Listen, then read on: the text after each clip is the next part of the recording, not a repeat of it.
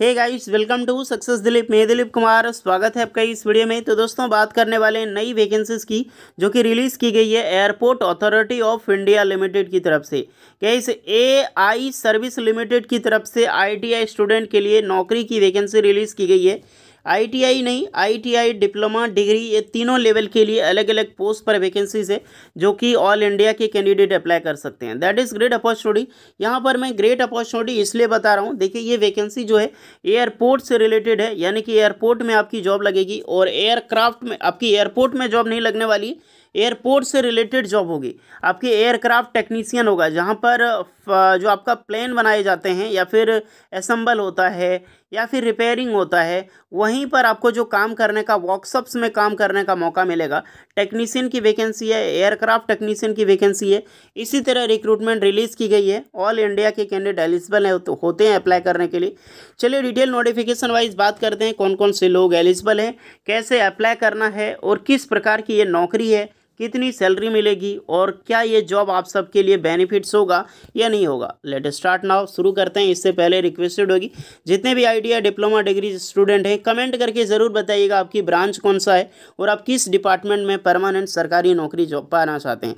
चलिए आगे बढ़ते हैं। सो गाइज, ये है ऑफिशियल नोटिफिकेशन। वैकेंसी आप देख सकते हैं एआई इंजीनियरिंग सर्विस लिमिटेड है। यहाँ पर आप देख सकते हैं एआई इंजीनियरिंग सर्विस लिमिटेड, ये जो वैकेंसीज है ये न्यू वैकेंसी बिल्कुल रिलीज़ की गई है जो कि आप अप्लाई कर सकते हैं। यहाँ पर नोटिफिकेशन भी देख सकते हैं जो कि अच्छी लगेगी आपको। एयरक्राफ्ट टेक्नीशियन एंड ये फिक्स टर्म कॉन्ट्रैक्ट बेसिस, यानी कि ये वैकेंसी नौकरी है, बट क्या है कि आपके पास ये कॉन्ट्रैक्ट एक तरह की टेन्योर बेसिस की आपकी जॉब होने वाली है। चलिए सबसे पहले देखते हैं वैकेंसी। देख लो, AIECL बोलते हैं, यानी कि AI engineering service limited. Totally aircraft maintenance में, जैसे रिपेयर हो गया या फिर ओवरहेल हो गया, MRO हो गया, ऑर्गेनाइजेशंस हो गया, अप्रूव्ड जो DGC है उसके अंडर में आपको काम करने का मौका मिलेगा और इंटरनेशनल रेगुलेटरी अथॉरिटी द्वारा ये मान्यता प्राप्त है। बहुत अच्छी जॉब है आप सबके लिए। भले ही आप सबके लिए क्या है कि यहाँ पर वैकेंसी ज़्यादा नहीं है और सबसे बड़ी बात यहाँ पर यह है कि आपको परमानेंट नहीं मिल रही, लेकिन पोस्ट अच्छी खासी है। काम करने का मौका मिलेगा नागपुर में, अधिकतर यहाँ पर पोस्ट हो सकती हो नागपुर महाराष्ट्र में। चलिए वैकेंसी टेबल डिस्कस करते हैं। पहली वैकेंसी है एयरक्राफ्ट टेक्नीशियन की, मेंटेनेंस और इंजन में आपकी पोस्टिंग होगी।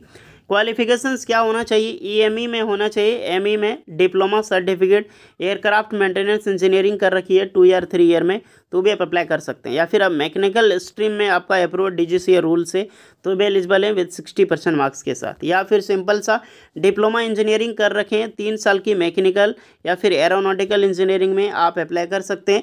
यहाँ पर भी 60% मार्क्स होना चाहिए।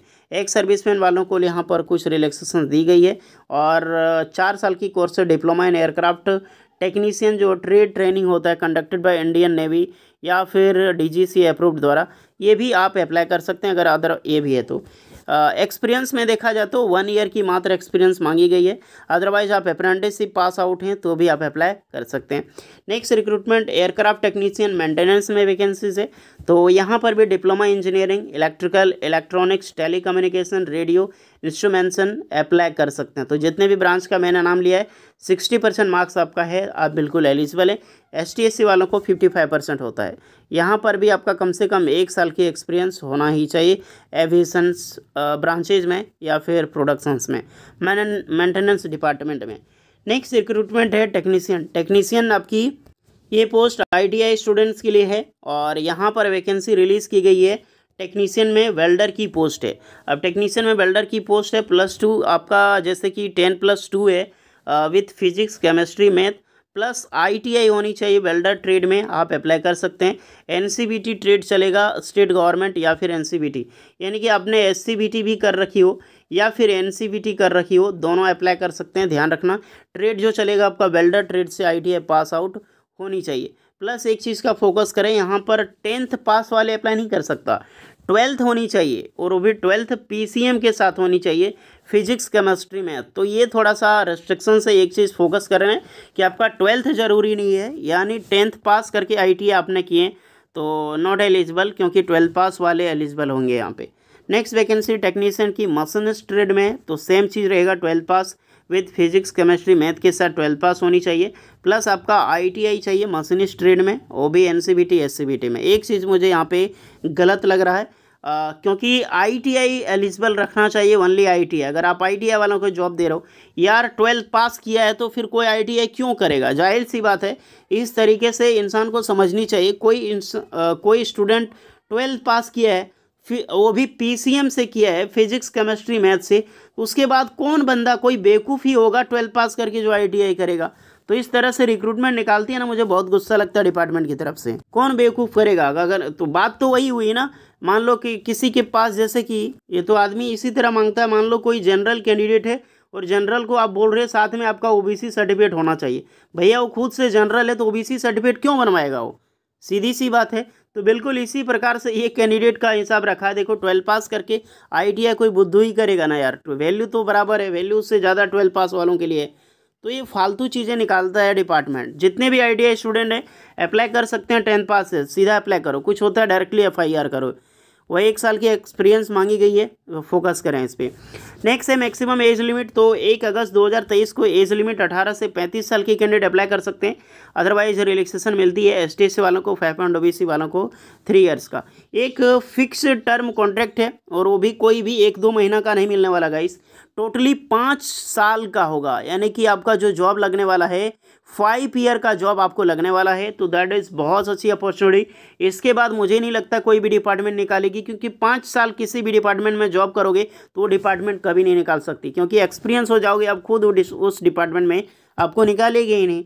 सैलरी देखो 28,000 पर मंथ आपको सैलरी मिलेगी, तो एक सैलरी भी अच्छी खासी मिल रही है और रिलैक्सेशन मिलेगी। यहाँ पर भी एक्सटेंड बताया जा रहा है कि एक्सटेंड हो जाएगी, ये डिपार्टमेंट पे निर्भर करती है। अप्लाई कैसे करना है? इस लिंक पे क्लिक करके आपको ऑनलाइन ही अप्लाई करना है। लास्ट डेट है 21 अगस्त, तो ज़्यादा टाइम नहीं बचा आपके पास। अगर आप एलिजिबल हैं अप्लाई करने के लिए, थोड़ा जल्दबाजी ज़रूर दिखाएं और जल्दी से अप्लाई कर लें। एप्लीकेशन फ़ी यहाँ पर बहुत ज़्यादा है, बहुत ही ज़्यादा है। इसीलिए मैं फिर से बोल रहा हूँ, जितने भी कैंडिडेट अप्लाई करना चाहते हैं 10 बार सोच लो कि मुझे अप्लाई करना है, जॉब करना है कि नहीं 5 साल वाली। क्योंकि गवर्नमेंट जॉब आप जब लगेगी तो ये नौकरी आप छोड़ के नहीं जा सकते हैं। 5 तक आपको जॉब करना ही पड़ेगा। अगर आप जाते हैं तो एक बॉन्ड साइन होता है, बॉन्ड का जो पैसा लगता है वो आपको डिपार्टमेंट को देना होगा। 1,000 रुपये एप्लीकेशन चार्ज है और 500 रुपये देख सकते हैं OBC वालों को लगने वाला, जो ST SC and ex serviceman candidate हैं। तो बहुत ज़्यादा फ़ी है। और ये देख सकते हैं ओनली पेमेंट ओनली जो आपका गिवन चलेगा, ये सब चीज़ें हैं। बहुत ज़्यादा फ़ी लेता है यार, इतना ज़्यादा कौन फ़ी लेता है? ये बैंक की डिटेल्स यहाँ पर बताई जा रही है। डिमांड ड्राफ्ट या फिर जो कैश है ETC नॉट एक्सेप्टेड, यानी कि टोटली ऑनलाइन ही पेमेंट करना है, इसका कहना यही मतलब है। इंटरव्यू का शेड्यूल क्या होने वाला है आप देख सकते हैं, और किस प्रकार से सिलेक्शंस होगा वो भी यहाँ पर जिक्र किया गया है। वेन्यू कहाँ पर रखा गया है और एक्सेप्टेड जो आपका रहेगा 1 सितंबर 2023, इससे पहले हो जाएगी और इंटरव्यूज़ कंडक्ट हो जाएगी। ये आपका वेन्यू है, यहाँ पर आपको पहुँचना होगा। तो इसी प्रकार से आपका सिलेक्शंस होगा। अगर आप इंटरेस्टेड हैं तो ही अप्लाई करें, क्योंकि एप्लीकेशन फ़ी लेकर मुझे ज़्यादा ये डिमोनेटाइज कर दिया गाइस, और आपको भी आराम से कर सकते हैं, कोई भी देखे ही डिमोटिवेट हो सकता है। ये फॉर्म है, फॉर्म देख सकते हैं, फॉर्म को फिलअप करनी होती है। यहाँ पे कुछ डाउट है तो कमेंट करके बताओ। ओके, होपफुली वीडियो इस पर लगी हो, लाइक शेयर एंड सब्सक्राइब करें। एक बार बढ़िया से देख लेना, तभी अप्लाई करना इस वैकेंसीज़ का। काफ़ी सारे कैंडिडेट आपको लगता है कि मेरी एज जा रही है, मैं सरकारी नौकरी नहीं ले सकता हूँ, तभी अप्लाई करें, अन्यथा नहीं अप्लाई करें जिसको गवर्नमेंट जॉब लेना है। मिलते हैं नेक्स्ट वीडियो में, तब तक के लिए जय हिंद।